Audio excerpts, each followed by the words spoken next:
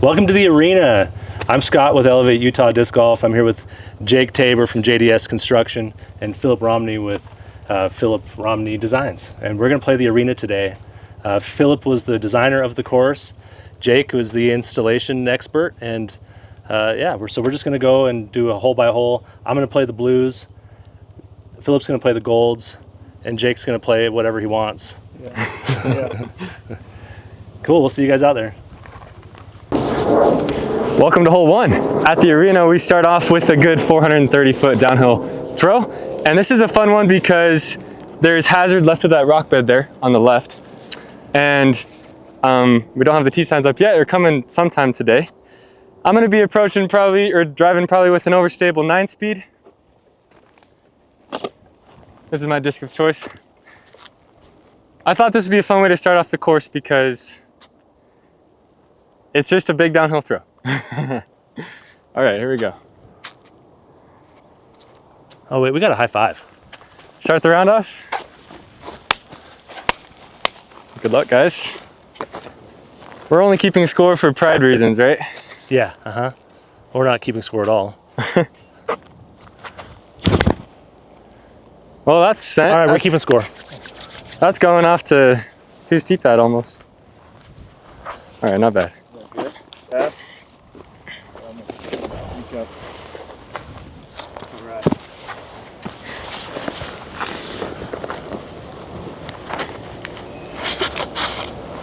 Oh, I'm going the wrong way. Whoa. Put a red basket right there. Yeah, that's where it should be. I know. Probably. If that's where it was, you'd be parked. Yeah. Yeah. Yeah.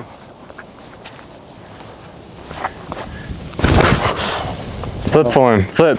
That's what I should have done. No, sit. Flip. Now sit. Oh, no. Yeah. Sit. Oh.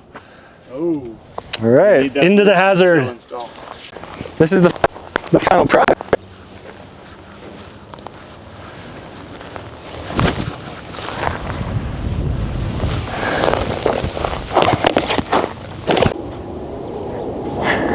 All right, looks like I landed off here in circle 2. With motion. This tree is in the way a little bit, so I'm gonna hyzer around.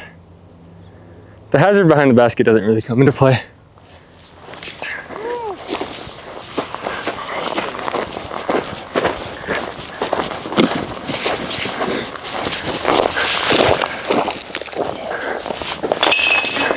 Is that a bogey? That's a bogey. So here we are at hole 2. Hole 2 plays as a par 5 from the blues, a par 4 from the golds. 792 feet. There's 2 pin positions. There's one on the left over there by that tree. There's a river that runs through it that plays as out of bounds. And then there's an alternate position up on the ridgeline to the right. Phillip's got the box, so he's going to show you what a gold level player does before I show you what a blue level player does. So I'm trying to land just past the catch can there. Throwing a hex, just so I don't move anywhere left to right. Maybe a little bit right is fine. So we should have made the tee pad a little bit bigger, huh?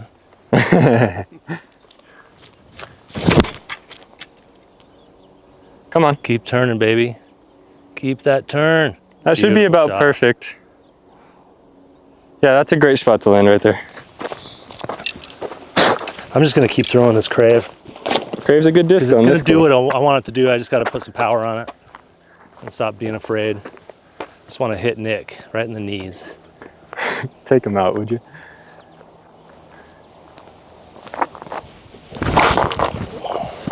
Come on, work down the hill.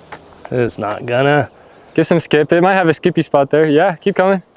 That's not terrible. I'll have an uphill look at it and see about.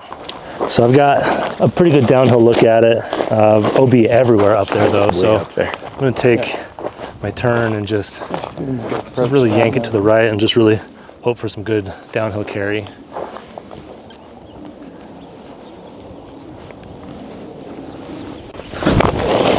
Whoa, he's got good snap out of the wrist. Fly! Fly! Uh-oh, I don't think he made it. A little bit unfortunate to land behind the sagebrush here, but we can do a step out forehand probably. Looks like I'm about 300 away, so I'm gonna throw just probably an approach with an overstable mid. Can I steal that from you, Jake? He needs his Frisbee. Thanks.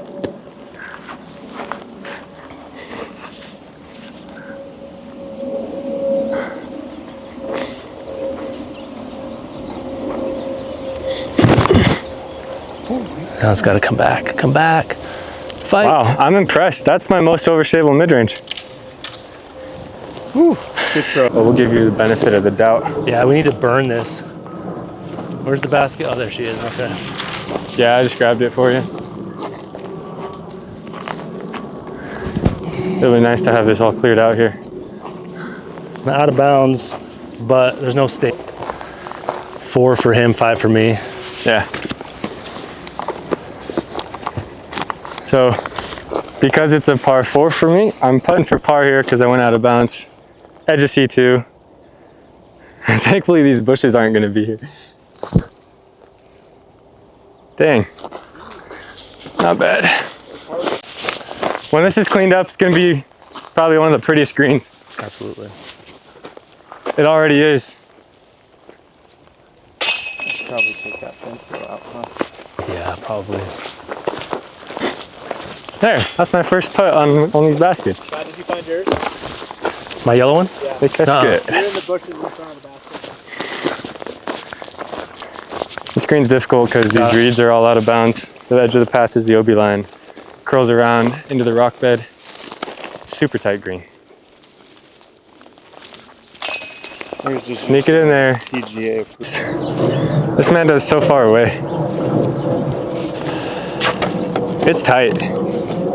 Definitely not an easy shot by any Yank means. that bush out while they're up here too. Here we are, hole 3. Same for the gold and the blue. Par 3, 324 feet down the hill. There's gonna be a double mando where those blue posts are, and the basket's gonna go on a rock where that green stake is. So It it's drops like 35 feet down, so you just gotta throw pretty soft and low. So you designed a downhill triple mando hole into an elevated basket? Exactly. Nice. Yeah. Thank you. Yeah.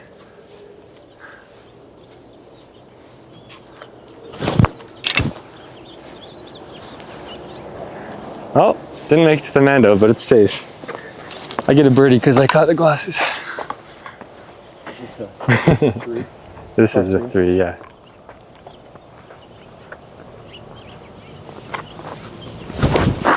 Come on. Oh, see, that's so cooked.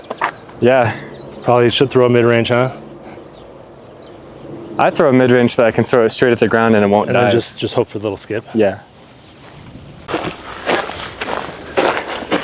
Here's where my disc landed. I'm short of the triple mando. But here's a better view of where they are. It's 25 feet wide. And it should be about 70 feet short of the basket. So it's gonna be 20 feet tall, 25 feet wide. Some good painted telephone poles. A little bit brutal, honestly, but Yeah. it's a good one. Oh, that's goner. I mean, you kind of already said that you've designed this one to be more about the ground play. Yeah, yeah. As long as it's mowed, it'll have good ground play. I guess I'll just take my drop.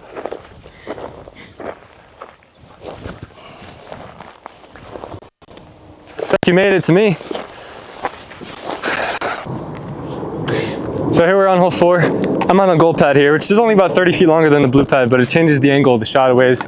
The basket's in that gravel pit up there. It's about 300 feet up a hill, a little bit uphill. It's a blind shot from here. Simple backhand hyzer is what it should be. And I'm gonna throw a zone.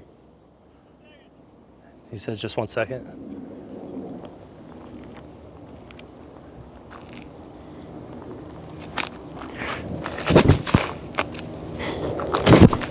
Oh, you can just tell when you haven't thrown consistently. You sure can. It's like that muscle was more flexible last month. Right there. You're good to go. All right. With this wind, I got to hang it out pretty wide. So it's time to fade. Come on, get going, get going. That's pretty short.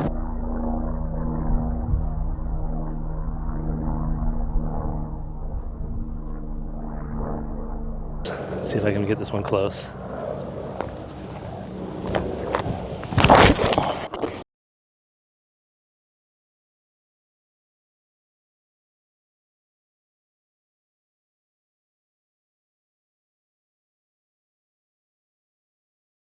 on the backside. So you'll get up there, you'll have a good shot, but if your disc lands in the mandatory relief without penalty, you take a drop zone. And, Exactly. that can be kind of penalizing because you might be really close to the boundary, but unfortunately you'll be in a mandatory relief zone. Which is interesting, you know, it's like I don't see that on a lot of these courses. I wanted to use hazard and mandatory relief on this course because I think that more courses need it. For sure, and the mandatory relief thing I think is awesome because it lets you be creative with how you want to hold to play. Exactly. But then it also acts as a dual purpose in protecting a landscape feature that you don't really want people in. Right, right. Hey, your first arena birdie! Congratulations. Let's go. So now, would I be in the mandatory relief zone here? No. So it's where's it going to start? I think it should just start where the weed eating stops, pretty much. Like up along the ridgeline there? Yeah, exactly. Maybe then, a foot and a then half you get up. your meter from it, right? Yeah, as long as people can establish their lies with a meter on flat ground. Right, yeah. So, Because if you land on that, maybe you should deserve a straddle putt, for example. yeah, see this basket's leaning too. We can push it. So I wonder if they didn't like, you know, level them. Oh, not the nubs. How bad is it? Okay, we're at hole 4 over here. Hole 4 has 3 pin positions. It's got Hole 5. 5? Okay. Listen to the course designer. We're on hole 5. Oh yeah, the nest is hole 4. Phillip just got a birdie. That's awesome. So this one's sitting on the perch over there. This one's called Thunder Dance, and it's sitting on the perch. And then there's one that's kind of over by where Nicholas is, and then there's one that's up on the hill off to the right. So depending on positions here, we can move it around. This one's got some flexibility. The play on this one is really just to stick the landing on the hillside and make a putt, because if you don't, you're going to pick up and roll probably about 120 feet. Let's see what you got, Phillip.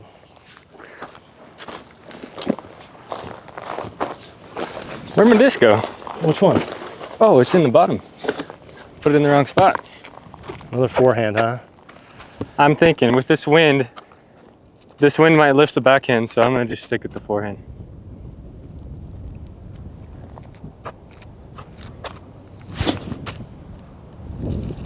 Just stick it just like that. Sit down. Oh, great shot. That was nice. I mean, it feels like these two are must-gets on the course, right? It's Yeah. like this one and the previous one are just, you must get them.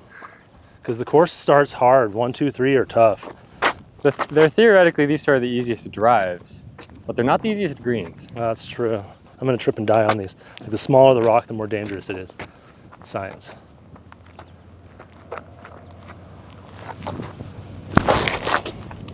Wow, playing the wind. Stick it, stick it. Oh, you're under the basket. I guess. One that you really just want to stick your drive, like Phil said.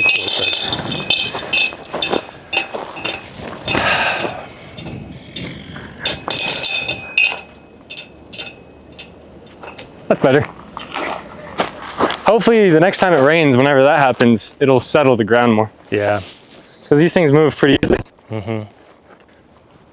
Not enough water in them or something, or not enough concrete. It's gonna be interesting to see what happens to these hillsides. You know, like social trails will establish. Right. There's gonna be a significant amount of erosion happening. Start frame. So here we're at the intersection of hole 4's tee pads and hole 6's tee pads. I'm on the gold tee pad here. Par 5, longest hole in the course. We're playing the A position, so it's shorter. 814 feet with 70 feet or so uphill. And it curves to the right before it starts going a bunch uphill. If you can see Nixon up there, that's a dream spot to land, is just right of that.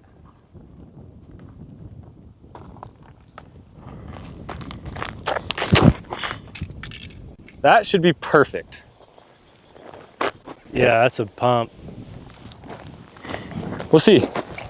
Hopefully Nick has eyes on that. And I get to go to the Blues.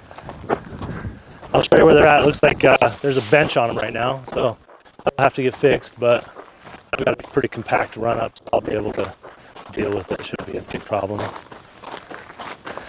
The grand opening is like 4 hours away, no, 3 hours away, and there's an amount of work that can't be completed in that amount of time. So we'll have to see how it all shapes up. I think if we try hard, we can move this bench. They're pretty heavy, but... Oh, forgot to mention that. The gold tee pad is absolutely surrounded by goat heads. So I'm just like, crappy. so many. Here, let's just put it right here for now. I want to get your fingers. Yeah, that'll work. Wow, those are solid. Here, let's put it over here. Well, let's put it over here so they don't have to move it. Don't hurt your back. I got it. Okay. And I absolutely appreciate having a blue tee pad on this one. You can see the basket, which is great. And I'm just going to try to pump one up to where, I mean, like Phillip said, dream scenario, getting up a little bit by Nicholas, but still, I want to be more right than left. Throwing a wave.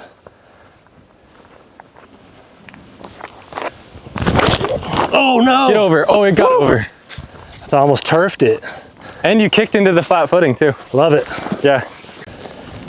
So I'll just have to do a standstill here. The wind is pushing right to left, which is typical. This is typical here. So Yeah. I'm just really hoping to smash this understable disc with this right to left and just get it to ride the thermals.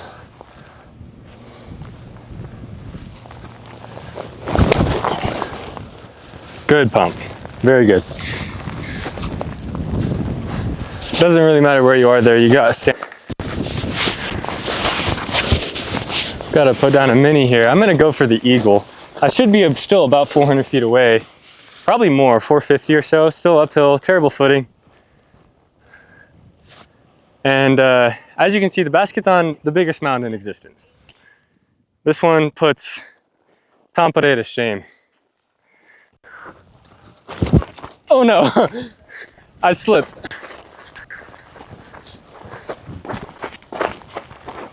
All right, well, I'm out of bounds, but it'll be very findable. But just a putter away from tapping in a birdie. I think it's a little farther than it looks. You think? Yeah. What is it, 220? Yeah. Yeah.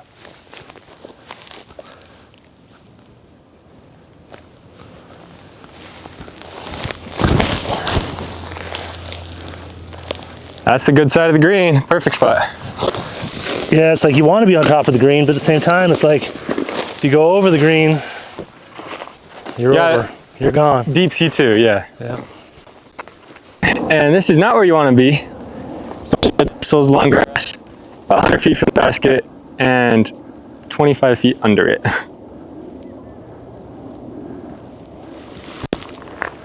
Settle down right there. Yeah, that's perfect. That'll be a par.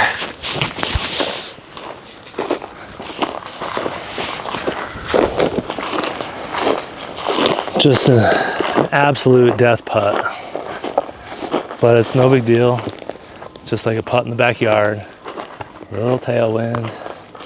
Just smack it hard right in the heart.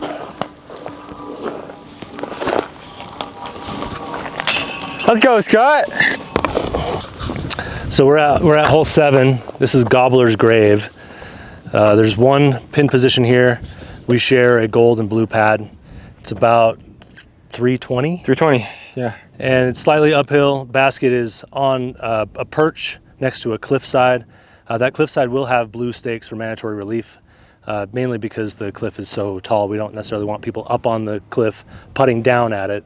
So the mandatory relief stakes will basically go up along the ridge line, keeping people down. There's no out of bounds though. No out of bounds. If you go into the mandatory relief, you do go to a drop zone, but what is it, like a 50 footer? Right. Yeah. And I think I'm going to throw a pretty understable disc that I threw on hole 9 yesterday at the river bottoms and missed the mando and left it in the field. So I'm not throwing that one. What kind of disc is it? I'll throw this I got. fuse. What is that? Is this kind of similar? What is it? It's a Hawkeye Flippy 7-speed. Super flippy? No, I guess it's a tailwind, so it won't be super flippy. I'll throw this guy. I'm not gonna get it close to the basket, but I'll get close. Should we let this guy go or? Nah. No? All right. I'm just playing for that base of that hill up there.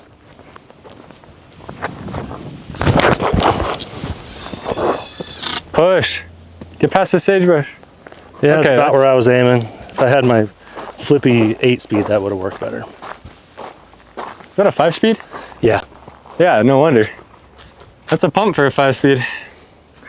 I'm throwing the spike forehand. And yeah, the goal is to not finish too far right. You don't want to be on that cliffside. Well, I'm definitely not too far right. You might get a, no skips. It dropped before it could hyzer. Give myself, I don't know, 70 feet. I just want to get it up there, take my par, but I'll give it a half go. Oh no, that's what happens with my half goes. I don't have a half go. Dang. Yeah, this is a right side bullseye only green here. Well, I was supposed to throw a spike hyzer and I didn't really get the spike part. So way down here, outside C2 probably. Dropping. Ah. Side just come down because it's going to, you know? Yeah, I wanted to just spread some grass seed here, at least firm it up. Yeah. I think it's something we could do kind of all around, honestly. Great putt. One thing about the arena, you get really good at uphill putting. Yeah, and good at standstills. Yeah, exactly. It challenges parts of your game that's not the arena's like fault. 18 footers. Challenges that part of your It game. challenges that. It challenges parts of your game that you're not able to practice unless you're on this course. For sure. Yeah, 'Cause you don't just you're not doing have- this putt in your backyard. Exactly, you don't have this in your backyard. Welcome to hole 9. We've got the Twilight Island here. It's a 555-foot par 4. Gold and blue share the same tee pad here. So we got this rock bed running along the left side, and the basket for both the red and the gold hole is just on the other side of the rock bed, except they're a little island inbounds. So you got to play along the right side as far as you can get, and then approach to the left. I'm gonna just try and get an eagle here because it's one of the only eagleable par 4s out here.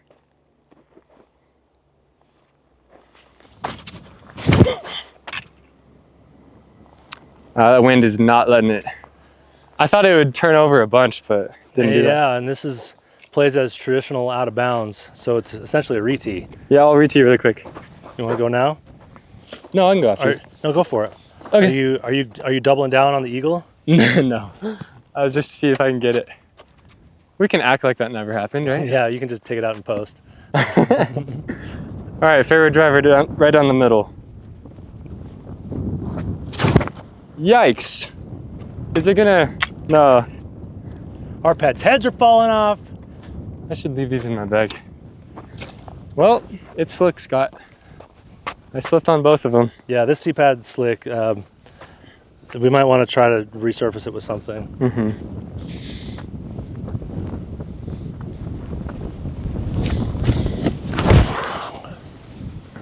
No! I'm just gonna throw again because Yeah, I want another one too. I want to just do one without slipping.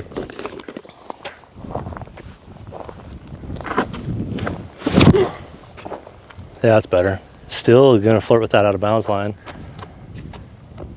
Yeah, that's good. I didn't slip.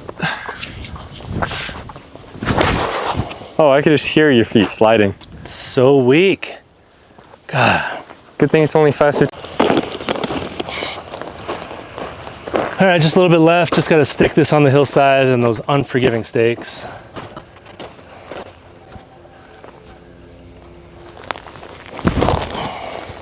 little left. It's like I crossed barely. All right, we're throwing 120 feet in here.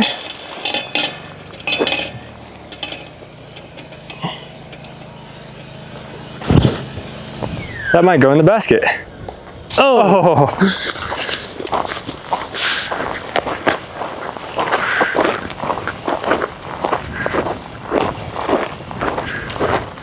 It's always funny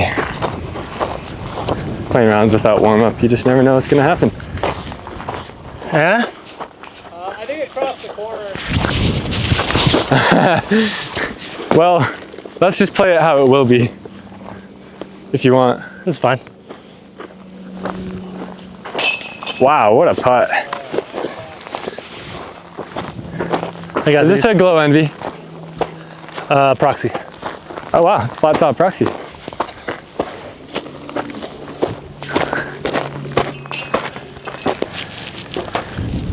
This is hole 9, the throat cutter. This one's after the white-tailed the white-throated swift, I think it is. Yeah, exactly. This one's gonna have a big triple mando, the Brody Duncan's painting.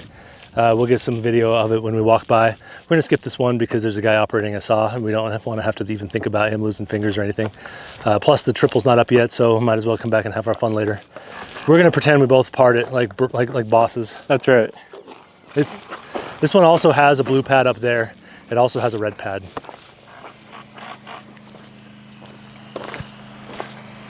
Yeah, it's par 5 one. Big hill. Yeah, yeah. Good.